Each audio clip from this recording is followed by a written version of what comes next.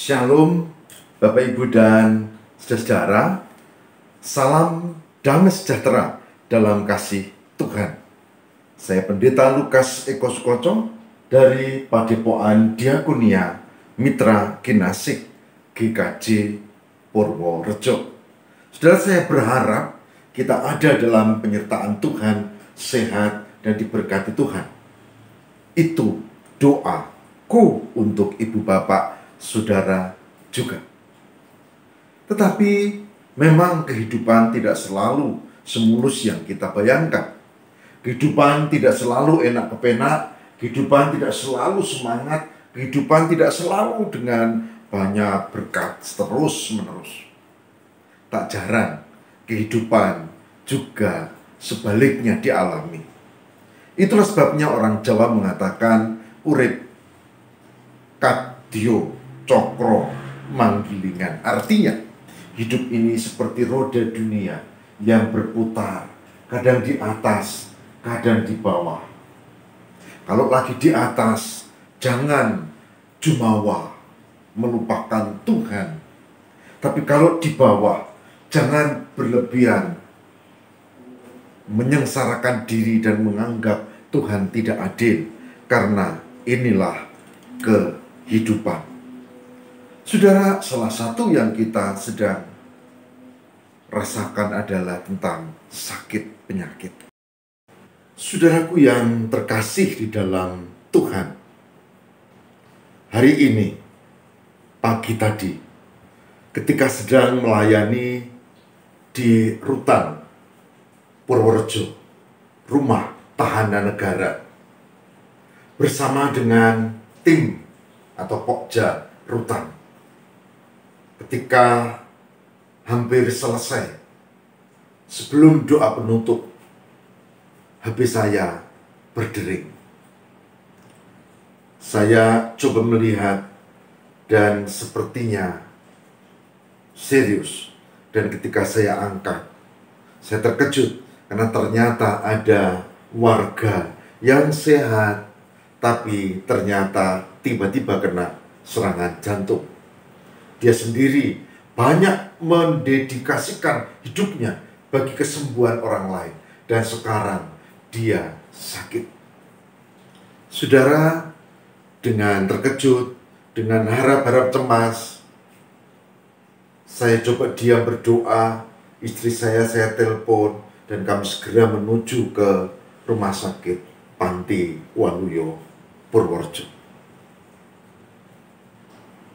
Pucat, tergeletak, kita berupaya supaya tertangani, kemudian dirujuk ke Jogja, dan prosesnya panjang, dan kami belajar untuk berserah. Saudara, sakit bisa datang tiba-tiba. Kita sama sekali tidak menduga. Sakit bisa datang ketika kita justru tidak mengharapkannya.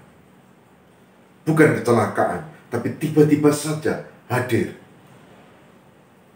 Ada dua sikap dalam hal ini yang perlu kita pelajari.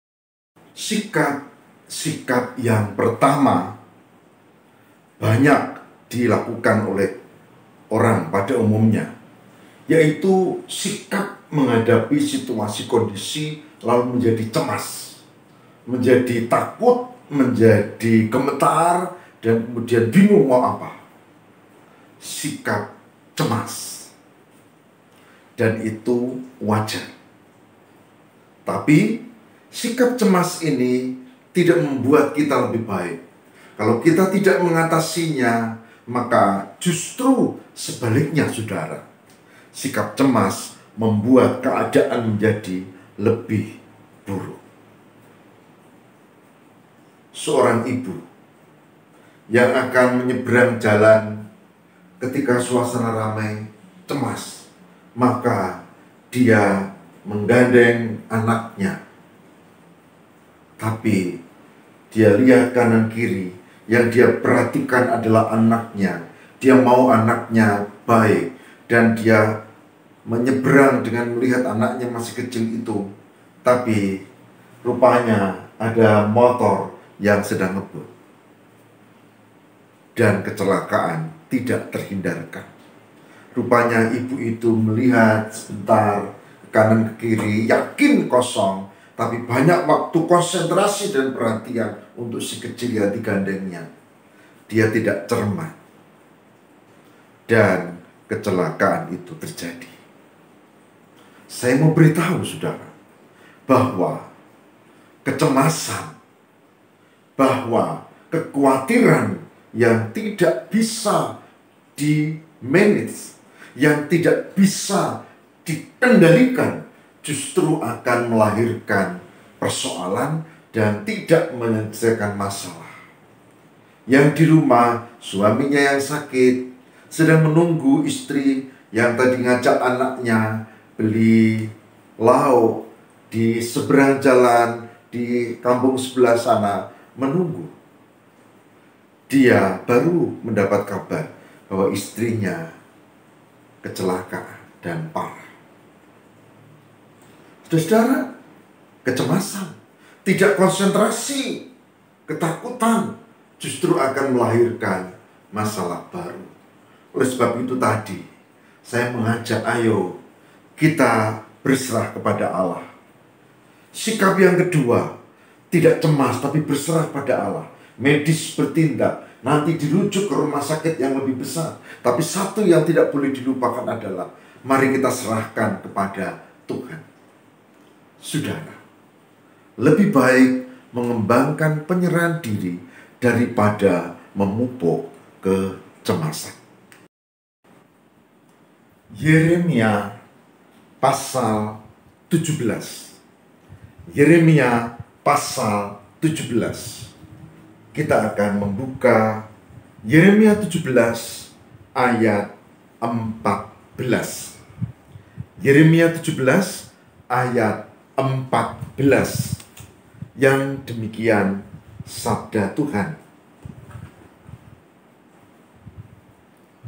Sembuhkanlah aku, ya Tuhan, maka aku akan sembuh. Selamatkanlah aku, ya Tuhan, maka aku akan selamat. Sebab Engkaulah kepujianku.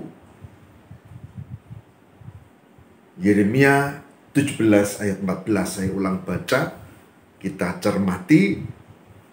Sembuhkanlah aku, ya Tuhan, maka aku akan sembuh. Selamatkanlah aku, maka aku akan selamat. Sebab Engkaulah kepujianku. Demikian firman Tuhan. Yeremia 17 ayat 14. Yang berbahagia barang siapa yang mendengarkan firman Tuhan dan yang memelihara dalam kehidupan setiap hari. Puji Tuhan. Saudaraku yang terkasih di dalam kesadaran bahwa Tuhan menjadi penguasa kehidupan, bahwa Allah itu yang menolong kita, menjadi penting untuk menyingkirkan kecemasan. Kecemasan itu hadir karena kita merasa tidak punya harapan dan tidak ada yang bisa menolong kita. Padahal ada, yaitu Tuhan. Oleh sebab itu, sikap yang pertama, dikuasai kecemasan, harus ditinggalkan. Dan kita masuk pada sikap yang kedua, yaitu kita memohon pertolongan Tuhan. Yeremia 17 katakan, sembuhkanlah aku, ya Tuhan, maka aku akan sembuh. Selamatkanlah aku, ya Tuhan, maka aku akan selamat. Sebab Engkaulah kepujianku. Engkaulah yang aku puji, Engkaulah yang aku andalkan. Engkaulah Tuhan dan Allahku. Saudaraku yang terkasih di dalam Tuhan, jika ini yang kita lakukan, maka kita akan biasa menghadapi kesulitan dengan tetap mengandalkan Tuhan. Kita akan sungguh-sungguh menghayati hidup ini di dalam kasih dan penyertaan Tuhan. Dan kita percaya bahwa Tuhan akan menolong kita, akan memberkati kita. Saudaraku yang terkasih di dalam Tuhan, beberapa yang sekarang sedang sakit, bahkan COVID-19 masih ada di mana-mana. Bahkan sekarang, kalau dulu rujukan di satu rumah sakit, sekarang semua rumah sakit diwajibkan untuk harus mau menerima pasien COVID-19.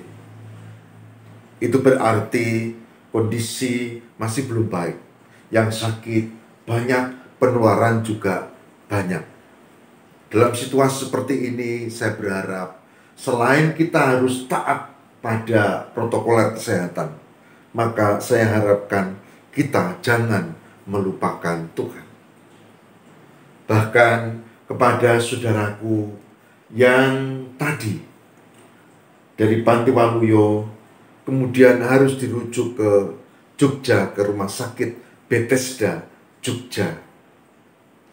Jangan kembangkan kecemasan, tapi terus lawan dengan penyerahan diri dan keyakinan, bahkan harapan kepada Tuhan. Tapi itu memang tidak mudah.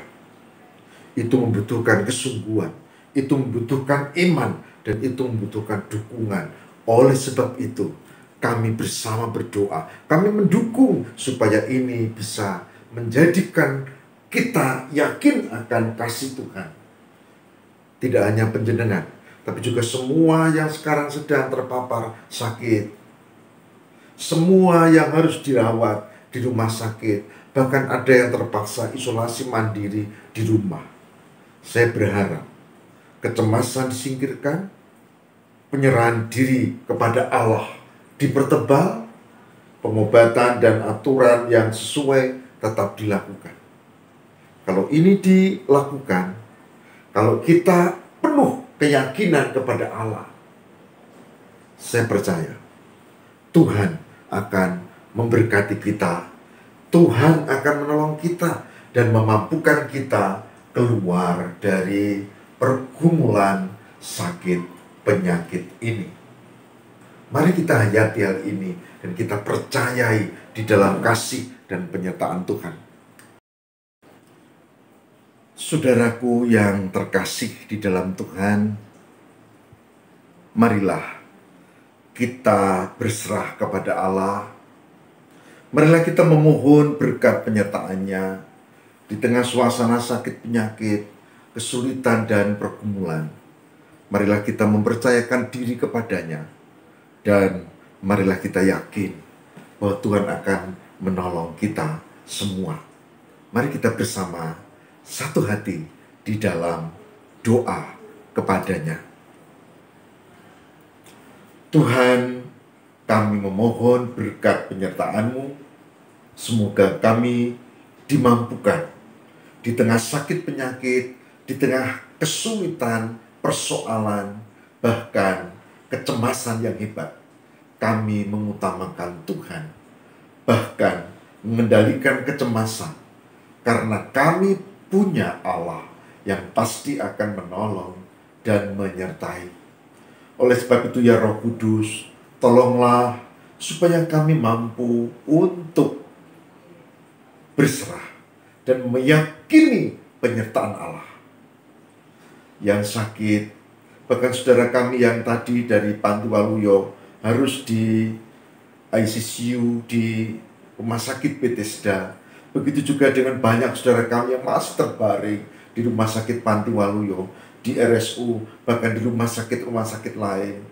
Kami mohon berkat-Mu ya Allah, supaya kami belajar di tengah sakit penyakit, kami mengutamakan selain pengobatan, penyerahan diri kepada Allah dan bukan kecemasan. Tolonglah kami ya Tuhan, sembuhkanlah kami, maka kami akan sembuh. Inilah iman dan harap kami di dalam Kristus Tuhan dan Juru Selamat kami. Haleluya. Amin.